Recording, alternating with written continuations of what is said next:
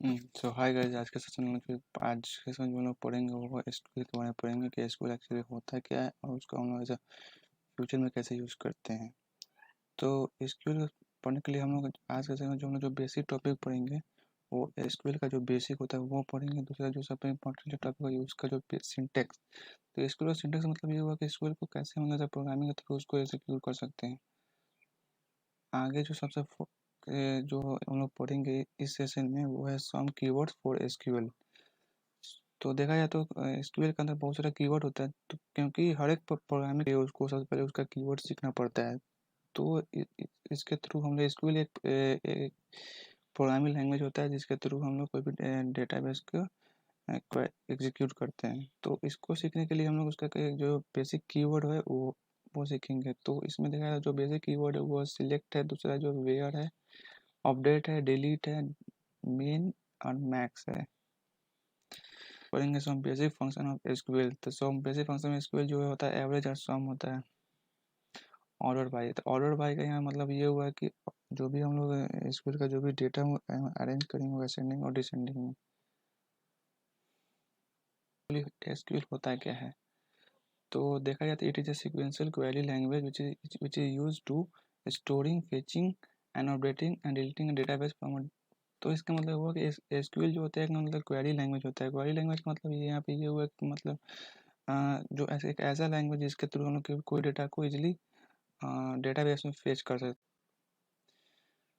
Some famous database management systems are MySQL, Postgres, Oracle, Informix etc।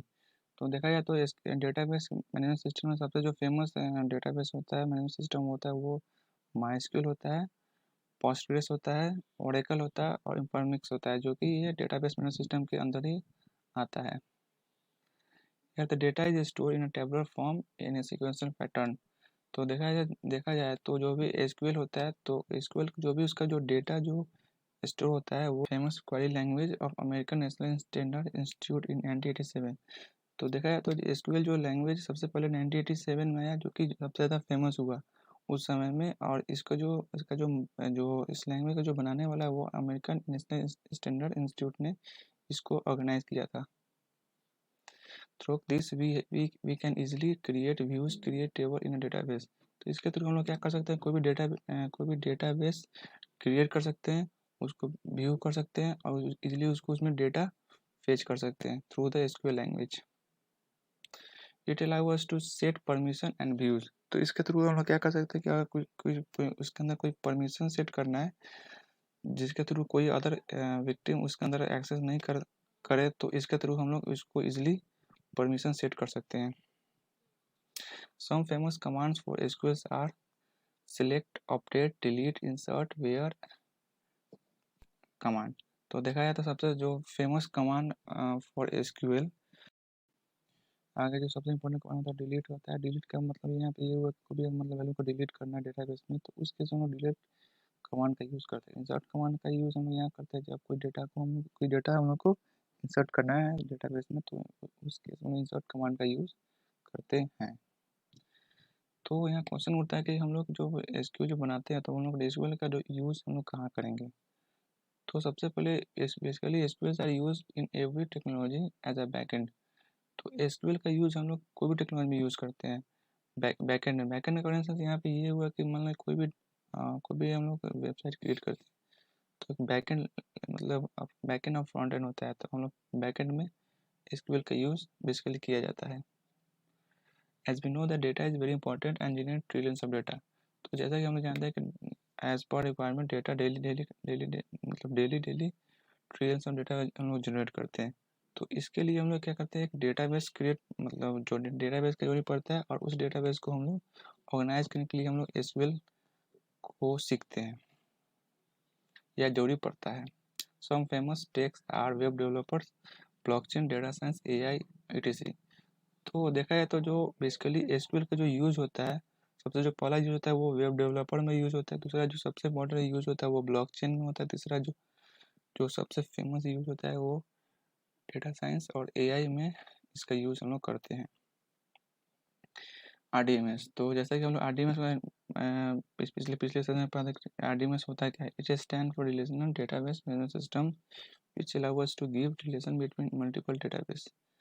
तो RDMS का जो basic concept ये होता है कि हम लोग दो डेटाबेस क्रिएट किए हैं, तो दोनों A और B, और A और B के जो दो रिलेशन हम लोग करना है, तो उस केस में हम लोग उस मैनेजमेंट सिस्टम को जो यूज़ करते हैं वो होता है RDMS। तो जो सबसे फेमस RDMS होता है MySQL होता है, दूसरा पोस्टग्रेस होता है, तीसरा और NoSQL जैसे कि MongoDB, कैसेंड्रा। आगे जो हम लोग जो इसके बारे में जो क्योंकि हम लोग SQL का यूज़ हम लोग कहाँ करते हैं, इन RDMS data is store in a database. तो नॉर्मल सी बात है, कोई भी डेटा डेटाबेस में स्टोर होता है जिसका खास एक ऑब्जेक्ट होता है।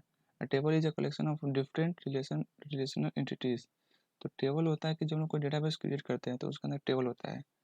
तो टेबल होता है कलेक्शन ऑफ डिफरेंट एंटिटीज, और एंटिटीज का यहाँ पे मतलब ये होगा कि उसके अंदर जो भी कॉलम होता है तो उस कॉलम को एंटिटीज करते हैं, जो कि टेबल जो भी स्टोर होता है रो और कॉलम के फॉर्म में स्टोर होता है।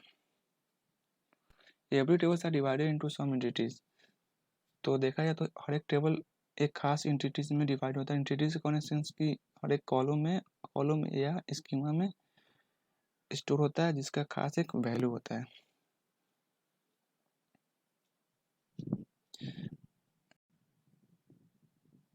तो यहाँ पर अगर देखा जाए तो किसी भी डेटा को क्रिएट करने के लिए हम लोग टेबल क्रिएट करते हैं। तो एज पर एग्जाम्पल यहाँ पर देखा जाए तो यहाँ पे जो बेसिक जो टेबल हुआ है नेम, मान लीजिए एक टेबल हुआ है जिसका नाम वो कुछ XYZ रह सकते हैं। उस टेबल के अंदर हम लोग क्या करेंगे कि उसका एक खास एंटिटी होगा। एंटिटी का मतलब उसका जो स्कीमा या उसका कॉलम का नाम होगा उसको एंटिटी कहते हैं। तो यहाँ पर जो बेसिक एंटिटी हो गया वो नेम हो गया, दूसरा जो फेमस एंटिटी होगा क्लास हो गया, आगे जो एंटिटी हुआ वो रोल नंबर हो गया, उसके बाद जो हम यूज़ किए नंबर हो गया। तो हर एक एंटिटी का एक खास वैल्यू होता है जो कि रो और कॉलम के अंदर स्टोर होता है, तो उसको हम लोग टेबल करते हैं। यहाँ पे हम लोग एक और टेबल क्रिएट किए हैं जिसका नाम है नेम, क्लास, रोल नंबर और नंबर। तो उसका एक वैल्यू हुआ। तो अगर देखा जाए तो ये दोनों जो टेबल हम लोग क्रिएट किया उस टेबल को हम लोग खास किसी चीज़ में स्टोर कर दिए, तो उसको हम लोग क्या कहते हैं डेटाबेस कहते हैं। तो देखा जाए तो एक डेटाबेस के अंदर एक टेबल भी हो सकता है, एक डेटाबेस के अंदर मल्टीपल टेबल भी हो सकता है, डिपेंड अपॉन सिचुएशन की हम लोग एज अ रिक्वायरमेंट हम लोग कितना क्रिएट करना है। तो देखा जाए तो ये बेसिक डेटाबेस हो गया जो कि इस टेबल के अंदर स्टोर है। तो देखा जाए तो इस ये जो बेसिक जो वैल्यू हुआ उसको हम लोग क्या कहते हैं फील्ड कहते हैं। फील्ड मतलब जो भी उसका एंटिटी होता है उसको हम लोग फील्ड कहते हैं। दूसरा जो उसका जो इम्पोर्टेंट स्ट्रक्चर है वो होता है उसका डेटाबेस। तो डेटाबेस दोनों के बीच का जो दोनों का स्टोर करता है टेबल को वो एक डेटाबेस कहलाता है। देखा जाए तो ये एक डेटाबेस हो गया। आगे जो सबसे इम्पोर्टेंट इसका जो उसका जो प्रॉपर्टीज़ है स्ट्रक्चर है टेबल का वो उसका वैल्यू होता है। तो वैल्यू होगा किसी भी एंटिटी का जो भी वैल्यू हो गया तो उसको हम लोग खास वैल्यू कहते हैं। और ये जो मतलब ये जो भी मतलब वैल्यू हम एक टेबलेट फॉर्म में जो स्टोर किए हैं उसको हम लोग टेबल कहते हैं, जो कि कॉम्बिनेशन ऑफ रो और कॉलम के कॉम्बिनेशन में होता है। क्योंकि एसक्यूएल को हम लोग कैपिटल और स्मॉल दोनों में यूज़ कर सकते हैं। After execution of every code we use semicolon. तो अगर हम लोग कोई कोड को एग्जीक्यूट करते हैं तो उसके बाद हम लोग सेमीकोलन यूज़ कर सकते हैं। अगर सेमीकोलन यूज़ नहीं करें तो कोई दिक्कत नहीं होता है। Example select star from database और टेबल का नाम। तो यहाँ पर हम लोग क्या किए एक सेमीकोलन का यूज़ किए जो कि कोड के एग्जीक्यूशन के बाद। Some famous commands of SQL से देखा जाए तो एसक्यूएल के अंदर जो बेसिक कमांड होता है जो कि आगे के कोड के जो हम लोग क्रिएट करेंगे तो उसमें इसका यूज़ होगा। तो जो सबसे पहला जो कमांड होगा वो है it is select command. It is use to extract data from a database. तो देखा जाए तो सिलेक्ट कमांड का यूज़ हम लोग वहाँ करते हैं जहाँ हम लोग किसी भी डेटा एक्सट्रैक्ट करना है डेटाबेस में, तो उसके हम लोग सिलेक्ट कमांड का यूज़ करते हैं। Update it is use to update a database और डेटा वैल्यू। तो अगर मुझे किसी डेटाबेस के अंदर उसका जो वैल्यू अपडेट करना है या टेबल का जो वैल्यू अपडेट करना है तो उस केस में हम लोग अपडेट का यूज़ करते हैं। Delete this keyword is use to delete data. तो देखा जाए तो डिलीट कीवर्ड का यूज़ करते हैं हम लोग किसी भी डेटा, उसके अंदर जो डेटा होगा उसको डिलीट करने के लिए।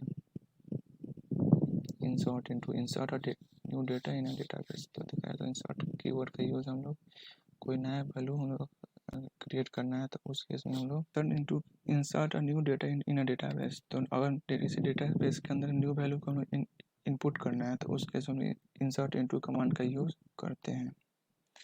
Create database, it is use to create table. तो it is use to create a table. तो अगर मान लीजिए कोई हम लोग टेबल क्रिएट करना है तो उस केस हम लोग क्या करेंगे, क्रिएट टेबल कमांड या कीवर्ड का यूज़ करके हम लोग क्रिएट टेबल कर सकते हैं। अल्टर टेबल का मतलब यहाँ पे ये हुआ कि हम मान लीजिए कुछ लोग टेबल क्रिएट किए और उस टेबल का कुछ खास वैल्यू हुआ, उस वैल्यू को हम लोग मॉडिफाई करना है तो उस केस में हम लोग अल्टर टेबल कमांड का यूज़ करते हैं। Create index, the create index of a table. तो मान लीजिए हम लोग कुछ, मान लीजिए कि हम लोग टेबल क्रिएट किए और उस टेबल का कुछ खास इंडेक्स होगा बाय डिफ़ॉल्ट। तो उस इंडेक्स के अंदर मुझे अपना जो इंडेक्स वैल्यू क्रिएट करना है तो उस केस में हम लोग क्रिएट इंडेक्स कमांड का यूज़ करते हैं। Drop index, delete index value from a table. तो यहाँ पे ये मतलब इसका मतलब ये हुआ कि मान लीजिए कोई हम लोग टेबल क्रिएट किए, उसके अंदर का जो भी इंडेक्स वैल्यू है उसको मुझे डिलीट करना है तो उस केस में हम लोग ड्रॉप इंडेक्स कमांड का यूज़ करते हैं। तो अगर गाइज आपको ये वीडियो अच्छी लगी तो प्लीज़ गाइज अपने फ्रेंड में शेयर करें और प्लीज़ सब्सक्राइब करें, जिसके थ्रू मुझे और मोटिवेट मिलेगा। थैंक यू, धन्यवाद।